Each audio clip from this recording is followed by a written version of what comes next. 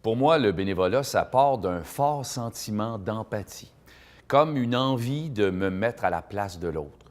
Parce qu'au fond, l'autre, c'est un peu nous.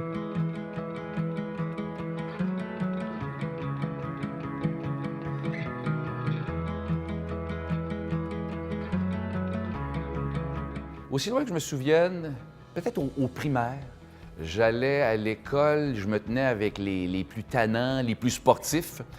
Et il y avait un jeune qui, lui, avait de la difficulté à marcher. Il partait de sa maison, puis il boitait, donc il arrivait à l'école toujours seul. Et un jour, je me suis dit, je vais prendre la peine de le suivre, de marcher avec lui. Et j'avais pris cette habitude-là. Puis un jour, il me dit, est-ce que tu voudrais venir chez moi après l'école? Et sa maman m'avait accueilli en disant, ah, c'est lui le petit garçon qui prend la peine de te suivre et de marcher avec toi. Ça m'avait tellement fait de bonheur de voir que sa maman était heureuse que ça m'est resté. Au fil des années, je me suis impliqué bénévolement auprès de la déficience intellectuelle du Québec. J'ai animé un gala provincial. J'ai même fait un numéro avec un jeune déficient dont le rêve était de participer à un sketch avec mon personnage de garagiste. La fierté qu'il avait eue, lui, de se démarquer ce soir-là, ça va toujours rester dans mon cœur, ça c'est certain.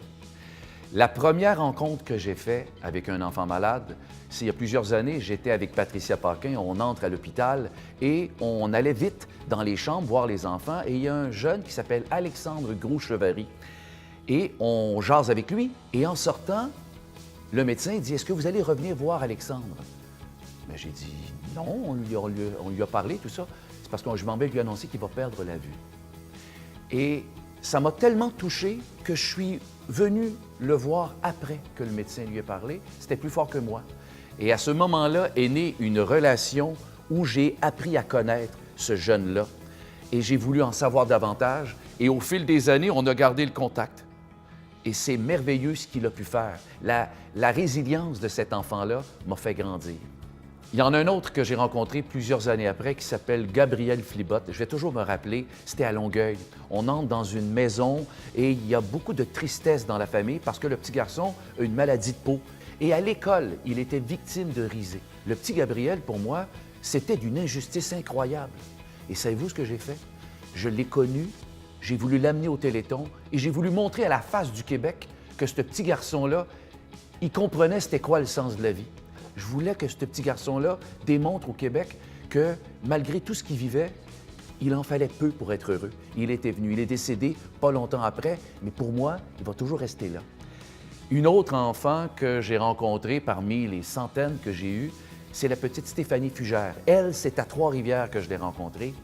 Et la petite, que je ne connaissais pas, je devais faire une entrevue avec elle. Et sa maman me dit, elle est très faible. Elle avait un tube au niveau du nez, elle avait des problèmes majeurs. Et il fallait que je parle avec elle devant un public, mais elle était tellement triste. Et à un moment donné, j'ai dit, il faut que je sois capable de la rendre plus heureuse. Et je me mets à déconner.